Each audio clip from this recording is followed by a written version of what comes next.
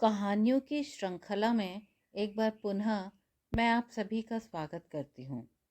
आज मैं आपके समक्ष मालती जोशी की कहानी बुझे हुए दीप और टूटती आस्थाएं लेकर उपस्थित हुई हूँ।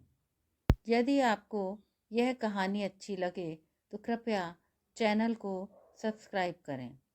मालती जोशी की कहानी बुझे हुए दीप और टूटती आस्थाएं। चाय का पानी गैस पर चढ़ाकर उसने फ्रिज में झांका। दूध का कहीं पता न था। किचन प्लेटफॉर्म पर दूध का खाली बर्तन ही मिल जाता तो वह उसे खंगाल कर चाय में डाल देती, पर वह तो आधा दर्जन कप प्लेटों के साथ सिंक में पड़ा था। उफ, ये आदमी दिन भर में कितनी चाय पीता है। कम से कम यह तो सोचना चाहिए कि स्कूल से लौटने के बाद उसे भी चाय की तलब होगी, खासकर आज जबकि उसका शनिवार का व्रत है। यह भी नहीं हुआ कि सामने की गुमटी से एक पैकेट ही लाकर रख देते। दूध खत्म हो गया क्या? उसने जानबूझकर बाहर आकर पूछा। पति ने टीवी से नजरें हटाए बिना ही जवाब दिया। फ्रिज में नहीं है ना, तो खत्म ही हो गया होगा। आधा लीटर ही तो लेती हो, उसका भी पंचनामा करने बैठ जाती हो। वह भुनभुनाते हुए भीतर लौट आई। ये आधा लीटर दूध भी कैसे जुटा रही हूँ मैं ही जानती हूँ, पर उन्हें तो दीन दुनिया से कोई मतलब ही नहीं है। सब कुछ उसके भरोसे छोड़कर वह निश्चिंत हो गए हैं। उसने किसी तरह वह काली चाय गटक ली, फिर फ्रिज से लौकी निकालकर छीलना शुरू कर दिया। कुछ देर बाद पतिदेव भीतर आए। तुम्हारी चाय बन गई क्या? दूध तो है ही नहीं, चाय काहे से बनेगी? शिट, मैं सोच रहा था अपने लिए बनाओगी तो 2 घूंट मैं भी ले लूँगा। दूध ला दीजिए, अभी बना देती हूँ। सुबह थोड़ा ज़्यादा ले लिया करो ना। घी और मक्खन तो तुम्हारे राज में सपना ही हो गए हैं, पर कम से कम चाय तो मन भर के पीने दो। सब्जी काहे की बना रही हो? लौकी? इससे सस्ती कोई सब्जी बाजार में नहीं है क्या? ये आपसे किसने कह दिया कि लौकी सस्ती है? एक आदमी को छोड़कर बाजार में कुछ भी सस्ता नहीं है। दालें सोना हो रही हैं और प्याज आकाश छू रहा है। सामान्य आदमी का तो जीना ही दूभर हो गया है। बड़बड़ाते हुए उसने कटी लौकी एयर टाइट डिब्बे में डालकर फ्रिज में रख दी और कहा, अपनी पसंद की कोई सब्जी भी ला दीजिए, फटाफट बना दूंगी। मुझे बहुत भूख लग रही है, सुबह से सिर्फ 2 केलों पर हूँ। तो ये व्रत उपवास करने के लिए किसने कहा था? क्या मैं अपने लिए कर रही हूँ? अगर मेरे लिए कर रही हो तो मत करो। यही चीजें मेरा रास्ता रोकती हैं। मतलब तुम्हारे पुण्य आड़े नहीं आते तो कब का छू मंतर हो गया होता। मैं भी छूट जाता, तुम भी आजाद हो जाते। बस, जब भी देखा है विवाद जरा गहरा हो गया कि अपना पक्ष कमजोर पड़ रहा है तो झट से मरण द्वार पर जाकर खड़े हो जाते हैं। शुरू शुरू में तो वह डर जाती थी, पर अब इस इमोशनल ब्लैकमेल का उस पर कोई असर नहीं होता, बल्कि गुस्सा ही आता है। इच्छा होती है कि कह दे, मरना है तो जाकर मरो ना, बार बार धमकी क्यों देते हो? ऐसे जीते जी भी तो मुझे कौन सा सुख दे रहे हो, पर कह नहीं पाते। संस्कार आड़े आ जाते हैं, फिर डर भी लगता है। वैसे ही दिमाग खराब चल रहा है, अगर बात लग गई और सचमुच कुछ कर बैठे तो वह जिंदगी भर अपने को माफ नहीं कर पाएगी। घर वाले बाहर टीवी की आवाज फिर से आने लगी। वह समझ गई कि वे बाजार नहीं जाएंगे, अपनी सिगरेट लेने चले जाते हैं, यही गनीमत है, नहीं तो उसे ही पान के ठेले पर भी भेज देते। उसने लौकी बाहर निकालकर छौंक दी, दाल चावल का कुकर लगाया, आटा गूंथ कर रख दिया और बर्तन साफ करने में जुट गई। जितनी तेजी से उसके हाथ चल रहे थे उतने ही रोश से वह भुनभुना रही थी। जानते हैं आजकल मैरी नहीं है, फिर भी बर्तनों का ढेर लगा देते हैं। हर बार नई पतीली निकालेंगे। मैरी होती तो बिदक कर भाग जाती, पर ये जो बिना पैसे वाली नौकरानी है ना, ये भागकर कहाँ जाएगी? उसे तो यहीं खटना है। तवा गैस पर रखकर उसने प्लेट लगा दी और खाने के लिए आवाज दी। उसकी पूरी रोटियां बन गईं पर वे नहीं आए। फिर उसने अपनी भी प्लेट लगा ली और आवाज़ दी। वे भीतर आए, तब तक वह एक रोटी खा चुकी थी। उसे सचमुच जमकर भूख लगी थी। वे बेमन से थाली पर बैठे और कौर चुगलाते रहे। अपनी नाराज़गी को, नापसंदगी को जाहिर करने का उनका यह तरीका था, पर उसने ध्यान नहीं दिया। वह अपना पूरा खाना खाकर ही उठी। खाना खाते हुए उसे याद आया कि 2 दिन से बड़े भैया का पत्र आया पड़ा है। उन्होंने 1-2 पते दिए थे। पूछना चाहती थी कि वहाँ संपर्क किया या नहीं, पर उनका मूड देखकर चुप रह गई। इस समय पूछना बर के छत्ते में हाथ देने जैसा ही था। वैसे भी आजकल बड़े भैया का नाम लेते ही उन्हें आग लग जाती है। कहते हैं, तुम्हारे भैया तो चाहते हैं कि मैं उनके दोस्तों के दफ्तर में चपरासी बन जाऊं। यह सच है, भैया बहुत अच्छी नौकरियों के प्रस्ताव नहीं दे पा रहे थे, पर यह स्वाभाविक ही था ना। इतनी अच्छी नौकरी थी, वह नहीं रह पाई। अब जो भी मिलेगी वह दोयम दर्जे की ही तो होगी ना। कम से कम उसे काम चलाऊ रूप में तो स्वीकार किया ही जा सकता है। खाने के बाद उसने बर्तन साफ किए, रसोई समेटी। रोज तो सुबह के लिए सब्जी भी काट कर रख लेती थी, पर आज घर में कोई सब्जी नहीं थी। वैसे भी कल इतवार था, उसे स्कूल जाना तो था, पर देर से। कमरे में आकर उसने बिस्तर ठीक किया और कल के लिए बैग भरकर रख लिया। कार्यक्रम तो 6 बजे से है, पर स्टाफ को 2 बजे बुलाया है। उसके जिम में रंगोली है, स्टेज की सजावट है, गमलों का कलात्मक संयोजन है। यह सब करते कराते उसका हुलिया ही बिगड़ जाएगा। 5-10 मिनट जो भी मिलेंगे उसमें उसे तैयार होना है। इसलिए एक अच्छी सी साड़ी, कंघी, कील कांटे, थोड़ा सा मेकअप का सामान, फेस वॉश, नैपकिन सब रख लिया और बैग अलमारी में छुपा कर रख दिया। अभी देख लेंगे तो शुरू हो जाएंगे। किसे रिझाने जा रही हो? अब 4 लोग आएंगे तो उनके सामने खिलखिलाती तो नहीं जा सकती ना मैं। पर आजकल उसका सजना संवरना एकदम संदेह के घेरे में आने लगा है। सोने से पहले एका सीरियल देखने की उसकी आदत हुआ करती थी, पर अब तो टीवी उसके हिस्से में ही नहीं आता। कोई ना कोई मैच हमेशा चलता ही रहता है। मैच ना हो तो फॉर्मूला 1 रेस, वह भी ना हो तो WWF तो है ही। पहले वाला समय होता तो वह अपने लिए अलग से एक टीवी ले लेती, पर पहले वाला समय होता तो पति दिन भर घर में क्यों दुबका रहता। आजकल वैसे तो उसे टीवी से चिढ़ सी होने लगी है, पर रात में उससे बड़ा सहारा रहता है। वह तो मनाती है कि बुद्धू बक्सा कभी बंद ही न हो, रात भर चलता रहे। वह चलता भी है शायद, पर देखने वाले का धैर्य चुक जाता है। इधर टीवी बंद होता है, उसकी छाती में डर के बगुले से उठने लगते हैं। दहशत से उसका खून जम सा जाता है। दिन भर में बेचारा सा दिखने वाला यह आदमी रात में एकदम दरिंदा बन जाता है। उस देह व्यापार में प्रेम तो खैर होता ही नहीं है, वासना का पुट भी नहीं होता। होती है केवल नफरत, तिरस्कार। लगता है जैसे जमाने भर का प्रतिशोध वह उससे लेना चाहता है। पति के इस आक्रामक रवैये से उसकी सारी संवेदनाएं शिथिल हो जाती हैं। तब उसे और गुस्सा आता है। कहता है, अब मैं कमाता नहीं हूं ना, इसलिए तुम्हें मुझ में रस नहीं रहा। लड़ झगड़ कर पति तो मजे में सो जाते हैं और तृप्ति के खर्राटे भरने लगते हैं, पर उसे सारी रात नींद नहीं आती। सोचती है इस तरह रोज रोज मरने से अच्छा है एक बारगी सब कुछ खत्म कर दे।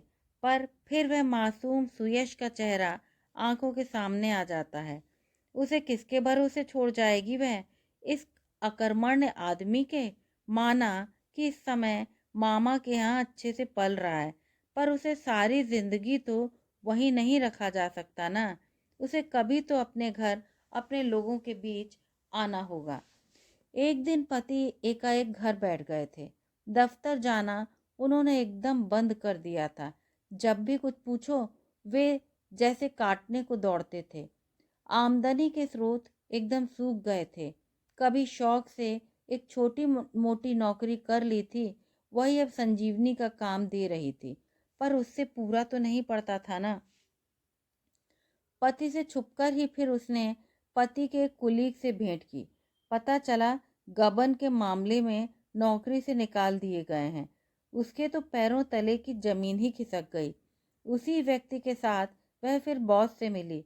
उन्होंने रूखे लहजे में कहा, जांच चल रही है, पूरी होने पर आपके पास नोटिस आ जाएगा। उसने आंखों में आंसू भरकर पूछा, क्या अब कुछ नहीं हो सकता? बॉस कुछ नरम पड़े, बोले, देखिए, हमारे पुराने कर्मचारी हैं, इसीलिए अभी तक हमने पुलिस में रिपोर्ट नहीं की है। अपने ही स्तर पर जांच कर रहे हैं। अगर रकम भर दें तो जांच रोक दी जाएगी, पर दोबारा काम पर लेना तो नामुमकिन है। उन्होंने जो रकम बताई उसे सुनकर उसकी आंखों के आगे अंधेरा छा गया। उसने दोनों जेठ लोगों को खबर की। उन दोनों में से कोई भी नहीं आया, न उन्होंने कोई मदद की पेशकश की। उल्टे उस पर आरोपों की, उपदेशों की झड़ी लगा दी। तुम्हारी अनगिनत फरमाइशों के चलते उसे आज नौकरी से हाथ धोना पड़ा है। आदमी को चादर देखकर पांव पसारना चाहिए। तुम जैसी औरतों के कारण ही देश में भ्रष्टाचार पांव पसार रहा है। पति बेचारे करें भी तो क्या? वे दोनों बड़ी आसानी से यह भूल गए कि सबसे ज़्यादा फरमाइशें उन्हीं लोगों की ओर से आती रही हैं। बिटिया की शादी तय कर दी है, तुम्हारे भरोसे ही वर पक्ष की सारी मांगें स्वीकार कर ली हैं। बेटे की एडमिशन करानी है, कुछ भेज सकते हो? दूसरी मंजिल बनवा रहा हूँ, मदद करनी पड़ेगी। मतलब यह कि जब भी इन लोगों के यहाँ से पत्र आए हैं, किसी मांग के साथ आए हैं। कई बार उसने ऐतराज भी किया तो पति ने डपट दिया। जिससे आशा होती है, जो देने लायक होता है, उसी से मांगा जाता है। सबकी आंखें मुझ पर लगी होती हैं, उन्हें कैसे निराश कर दूं? आज जब अपने समय पर आया है तो उन लोगों ने बड़ी निर्ममता से हाथ ऊंचे कर दिए हैं। हार कर फिर उसने सारी लाज शर्म ताक पर रखकर बड़े भैया को पीसीओ से फ़ोन किया था। वे कृष्ण की तरह एक ही पुकार सुनकर दौड़ते चले आए थे। आते ही उन्होंने सारी कमान संभाल ली थी और पता नहीं कैसे सारा मामला सुलटा लिया था। जाने से पहले भैया ने घर में 6-8 महीने का राशन पानी, तेल साबुन सब भर दिया था। फिर बोले, देखो, तुम्हारी ये लड़ाई अभी शुरू हुई है, वह लंबी चलेगी, वह तुम्हें ही लड़नी है। पर इस आपाधापी के बीच तुम क्या इस बच्चे पर ध्यान दे पाओगी? उसका सहमा हुआ चेहरा देखकर मेरा तो कलेजा मुंह को आ रहा है। यह सब सहने की उसकी उम्र नहीं है। उस पर इन परिस्थितियों का विपरीत प्रभाव भी पड़ सकता है। इसलिए इसे मैं अपने साथ ले जा रहा हूँ। जब सब ठीक हो जाए तो इसे खुशी खुशी ले जाना। भैया के इतने अनंत उपकार थे उस पर कि वह मना नहीं कर सकी। और यह भी तो एक उपकार ही था। अब कई बार मन होता है कि उसे फ़ोन करके पूछे, बेटा तू मज़े में तो है ना? मामा पहले की तरह प्यार करते हैं ना? मामी लाड़ करती है ना? गुस्सा तो नहीं करती? समय पर खाना वगैरह तो देती है ना? मामा के बच्चे तंग तो नहीं करते? फिर उसे होश आता है कि वह तो बाहर से फ़ोन कर लेगी, पर बच्चा तो सबके बीच में बैठकर जवाब देगा ना। तब क्या वह अपने मन की बात कह पाएगा? कई बार सोचती है कि किसी इतवार की छुट्टी में औचक जाकर बच्चे को अपनी आंखों से देख आए। पर अगर वह खुश न हुआ तो क्या उसे छोड़कर आ पाएगी? उसका कुमलाया चेहरा क्या एक क्षण के लिए भी उसकी आंखों से ओझल हो पाएगा? कितनी बार इच्छा होती है कि पति के साथ बेटे की यादों को शेयर करे, पर पति तो अपने आप में ऐसे सिमट गए हैं कि उनकी दुनिया में बेटे के लिए जगह ही नहीं है। सुबह उठी तो सिर भी भारी था और बदन भी टूट रहा था, पर उठना तो था ही। इतवार होने के बावजूद भी आराम की कोई गुंजाइश नहीं थी। नौकरी पेशा औरतों पर तो छुट्टी का दिन और भारी पड़ता है। उसे भी हफ्ते भर की सब्जी लानी थी, हफ्ते भर के कपड़े धोने थे, चादरें बदलनी थी, पर्दे बदलने थे, पतिदेव के लिए संडे स्पेशल नाश्ता बनाना था और आज तो दोनों वक्त का खाना भी बनाना था। सब कामों से निवृत्त होकर उसने पति को खाने के लिए बुलाया तो बोले, आज तो संडे है यार, और अभी तो नाश्ता किया है। मैंने बताया था ना मुझे आज जाना है, तो तुम जाओ, मैं खा लूँगा। उसने फिर खाना खाया, कपड़े बदले, अपना बैग उठाया और बाहर वाले कमरे में आ गई। पतिदेव हस्बे मामूल आराम कुर्सी में लेटे सिगरेट फूंक रहे थे और टीवी देख रहे थे। उसने सेंट्रल टेबल पर पड़ा रिमोट उठाकर टीवी की आवाज़ बंद की और कहा, मेरी बात जरा ध्यान से सुनिए। बोलो। उसकी ओर बिना देखे पति ने कहा, खाना सब टेबल पर लगा दिया है, जब भूख लगे तो खा लेना। जो आज्ञा। रिमोट दो। मैंने बताया था ना, आज हमारे यहाँ कल्चरल प्रोग्राम है, शाम को लौटने में देर हो सकती है, तो मेरा इंतज़ार मत कीजिएगा, समय से खाना खा लीजिएगा। कैसरोल में फुलकों के नीचे शाम के लिए पराठे हैं और सब्जी फ्रिज में है। ठीक है, पति ने कहा और रिमोट के लिए हाथ बढ़ाया। अभी मेरी बात पूरी नहीं हुई है, ये आखिरी बात ध्यान से सुनिए। रात को लौटने में देर हो सकती है और मैडम अकेले आने नहीं देंगी, तो अगर कोई मुझे छोड़ने घर तक आए तो उनके सामने ही शुरू मत हो जाना। बाद में जो कहना होगा कह लीजिएगा। पिछली बार का ताना दे रही हो, यही समझ लीजिए। उस दिन बस खराब हो जाने से पिकनिक से लौटने में देर हो गई थी। सबके घर से फ़ोन पर फ़ोन आ रहे थे, पर मेरे घर वालों ने मुझे भगवान भरोसे छोड़ दिया था। स्कूल में हर एक के घर से कोई ना कोई लेने पहुंचा था, पर मेरे यहाँ से कोई नहीं आया। मैडम ने फिक्रमंद होकर मेरे साथ किसी को भेजा, तो आप उनके साथ बदतमीजी से पेश आया, यही ना? वह कुछ नहीं बोली। वह सारा प्रसंग याद करके उसका तन बदन इस समय भी जल उठा था। मेरी वजह से बहुत परेशान हो ना तुम, बहुत तंग करता हूँ ना मैं तुम्हें, इसीलिए सोचता हूँ कि खेल खत्म ही कर डालूं तो अच्छा है।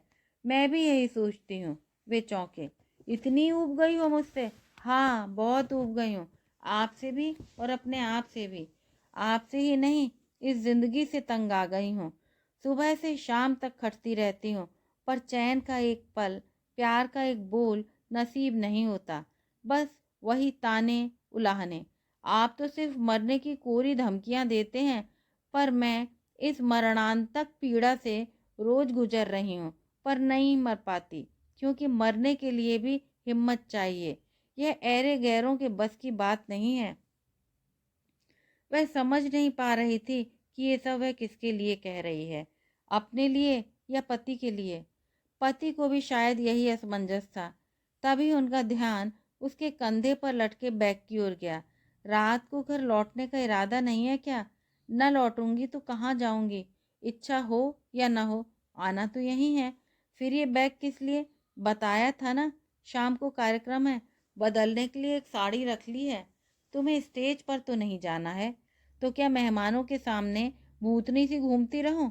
अभी जाते ही मुझे काम में जुट जाना होगा। शाम तक तो मेरा हुलिया देखने लायक हो जाएगा। साड़ी ही तो ले जा रही हूँ, बदलने के लिए समय मिले तब ना। मिलेगा जी, खूब समय मिलेगा कपड़े बदलने का भी और मुरीदों को रिझाने का भी। पति ने कुत्सित कटाक्ष किया। अब कौन रीझेगा मुझ पर? उसने चप्पल पहनते हुए कहा। मेरी सारी रौनक तो इस घर ने सोख ली है, कहते हुए बाहर निकल आई और उसने अपने पीछे दरवाजा जोर से बंद कर लिया। उसे लग रहा था कि अब अगर एक भी शब्द उसने सुना तो वह पागल हो जाएगी। सड़क पर आकर उसने एक बार खुलकर सांस ली और सारे अप्रिय प्रसंग को दिल से झटक दिया। एक बार स्कूल पहुंचने के बाद तो कुछ सोचने विचारने का समय ही नहीं मिला। सारे काम मुंह बाए उसकी प्रतीक्षा कर रहे थे। उसने अपनी 4-5 छात्राओं को साथ लिया और रंगोली में जुट गई। इन छात्राओं को भी उसने इस कला में पारंगत कर दिया था। पूरा 1 घंटा लगा था स्टेज के सामने उस सुंदर कलाकृति को उकेरने में। उसके बीचों बीच दक्षिण भारतीय ढंग का पीतल का बड़ा सा दीपक रख दिया गया। फिर स्टेज को फूल मालाओं से आम्र पत्तों के तोरण से, रेशम की लड़ियों से सजाया गया। गेट से लेकर स्टेज तक गमलों की सुंदर कतार लगाई गई। जगह जगह अगरबत्तियां खोस दी ताकि वातावरण सुगंधित बना रहे। यह सब करते कराते 5:30 कब बज गए पता ही नहीं चला। वह भागकर स्टाफ रूम में पहुंची। अपने लंबे घने बालों का उसने प्यारा सा जूड़ा बनाया। अपने लिए एक गजरा बचा लिया था, उसने वह उस पर टांग दिया। प्यारी सी पोचम पल्ली, पतन लोर, हल्का सा मेकअप किया। होठों पर लिपस्टिक फेरते हुए अनायास हाथ कांप गए। लगा कि पति परमेश्वर दरवाजे से झांक रहे हैं और उनकी आंखों में वही कुत्सित व्यंग झलक रहा है। तैयार होने के बाद उसने मोतियों की एक लड़ी गले में डाल ली। इसे वह बड़े यत्न से पर्स में छुपा कर लाई थी। उसके पास अब एकमात्र यही जेवर तो बचा था। बड़े भैया जब सारा काम सुलटाकर वापस जा रहे थे तो वह उनके पास जाकर खड़ी हुई। अपने गहनों का पर्स उसने भैया के सामने उलट दिया और कहा, भैया मैं नहीं जानती आपने कितना खर्च किया और कहाँ से किया। उसका अंशतः भुगतान भी यदि। भैया का चेहरा एकदम तमतमा गया, आंखें अंगार हो गईं। पगला गई हो तुम, मैं तुम्हारे गहने लूंगा। उसका चेहरा इतना सा निकल आया, आंखें डबडबा गई। कुछ क्षण बाद भैया का आवेश भी थोड़ा ठंडा पड़ गया।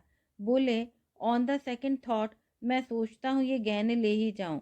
सुयश की अमानत के रूप में ये मेरे पास सुरक्षित रहेंगे। यहाँ रखना ठीक नहीं। वे लोग किसी भी दिन तुम्हारे घर की या लॉकर की तलाशी ले सकते हैं। लेकिन अब तो मामला सुलझ गया है ना। पर अभी उन्होंने हमें क्लीन चिट तो नहीं दी है ना। बस यही कह सकते हैं कि फिलहाल खतरा टल गया है। हे भगवान, तो क्या सारी जिंदगी इसी सांसत में जीना होगा। जैसा कि तय था, कार्यक्रम ठीक 10 बजे समाप्त हो गया। सामान उठाते धरते, लड़कियों को पालकों के सुपुर्द करते कराते 10:30 बज गए। जैसा कि अंदेशा था, चलते समय मैडम ने तिवारी को उसके साथ कर दिया।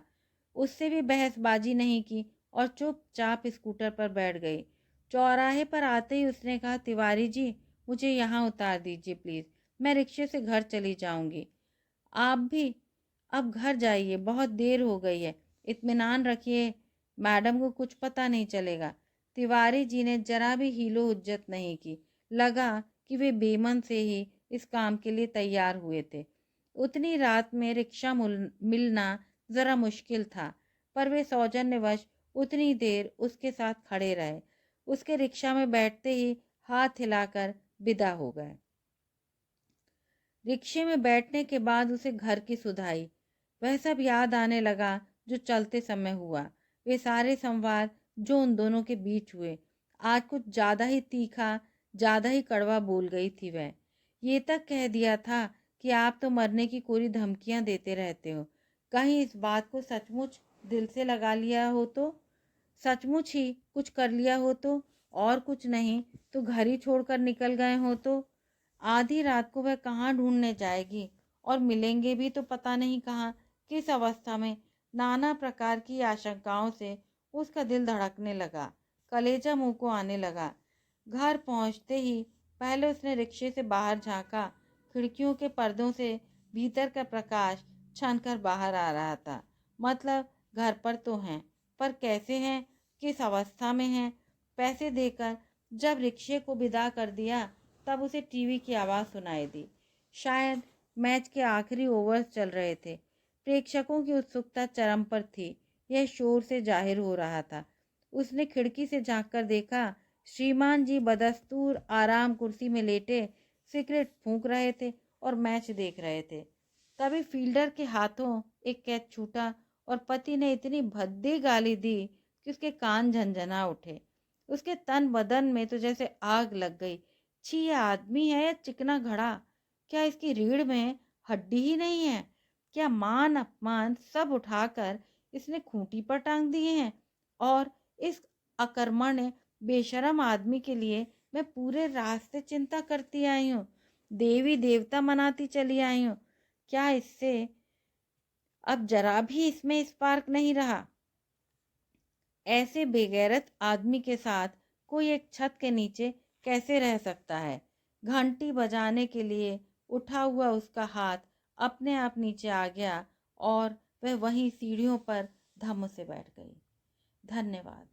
यदि आपको कहानी अच्छी लगी हो तो कृपया चैनल को लाइक, शेयर और सब्सक्राइब अवश्य करें।